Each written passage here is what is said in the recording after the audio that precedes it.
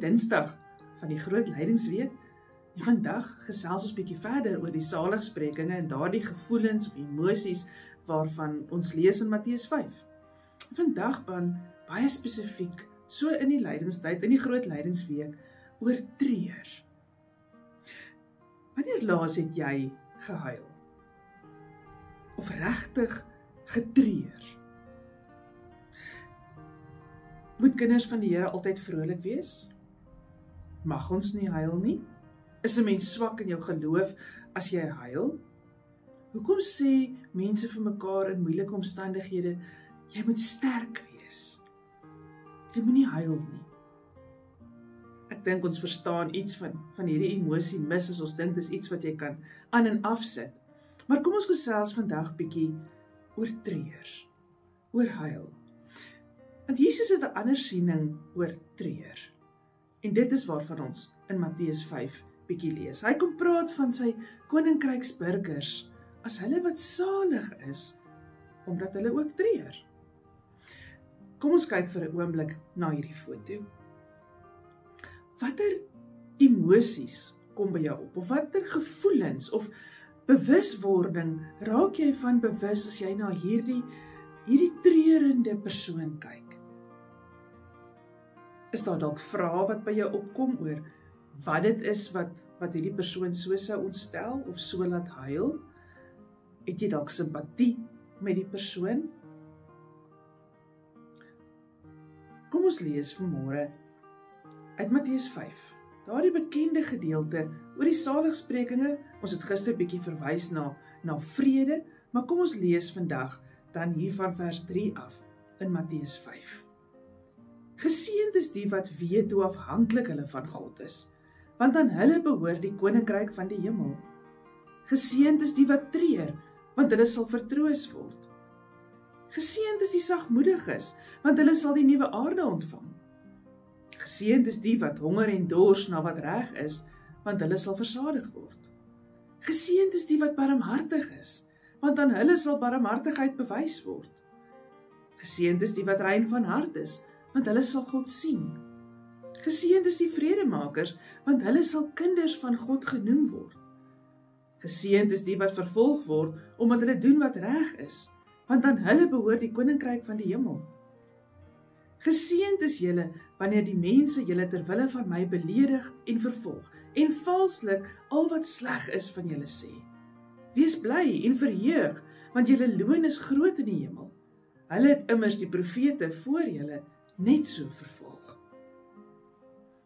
As ons vandag 'n bietjie saam dink oor treur, oor huil, dan dink ek is daar hoofsaaklik twee soorte treur. Ons kry 'n gewone treur, 'n menslike treur en dan ook 'n geestelike treur. Die doodgewone menslike treur is hartseer en trane wanneer daar goed in ons lewe verkeerd loop.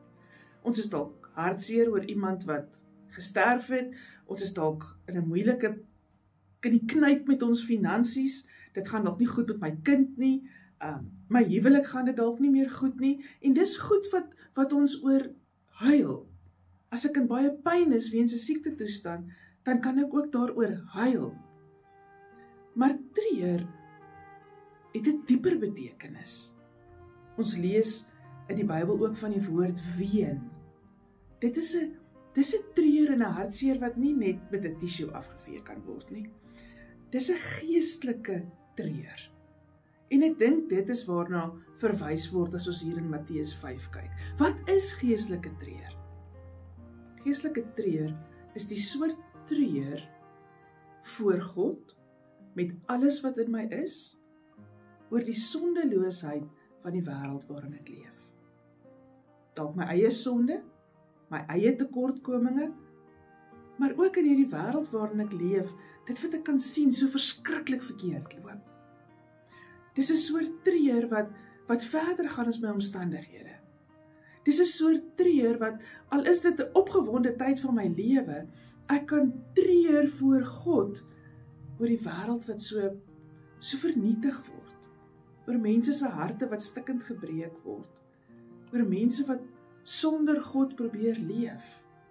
Dis 'n geween oor die kanse wat God vir mense gee wat verspil word. Dis 'n diepe bewustheid en huil voor God oor my eie sonde. Oor dit wat ek weet, wat eintlik my straf moes toekom. Dis om te weet dat dinge, al is dit dalk op die oomblik goed en dan lyk dit goed en dan lyk almal gelukkig, is daar die oopmaak van my hart voor die Here wat sê, Here, ek sien deur u oë die sleg en die moeilik van die wêreld. Ek sien verwerping. Ek sien mense wat eensaam is. Ek sien mense wat in pyn is. Ek sien mense wat swaar kry. Ek sien mense wat in sonde voortleef en ek sien waarna toe dit op pad is. En as ek in hierdie groot lydingsweek bietjie kom wegkyk van die wêreld af, ja, sy stikkend en sy seer, maar ek kom kyk na my eie pad. My eie gewroeging met sonde. Partykeer wil ons vir ons goue sterretjies gee en sê, nee, wat dit gaan nie te sleg nie.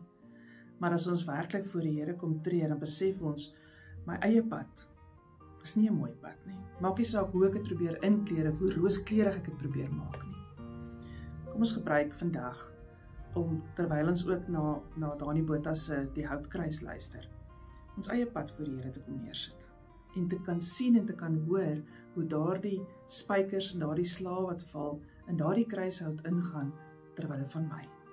Mag dit jou hart oopmaak en mag jy iets daarin beleef van kom treur voor die Here oor my eie sondepad.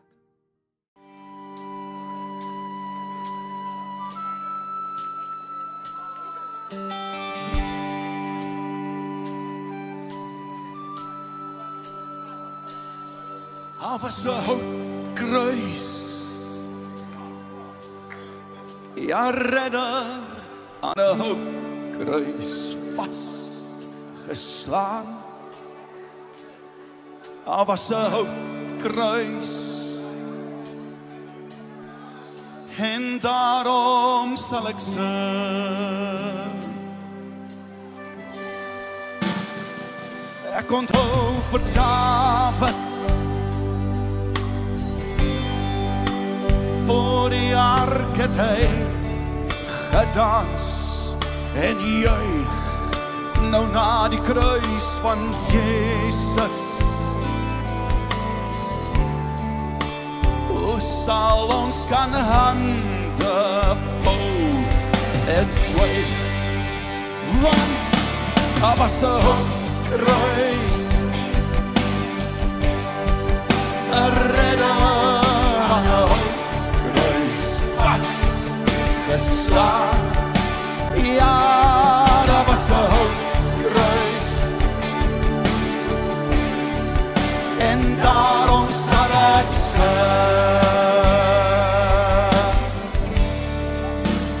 Wie sal my kan stil maak?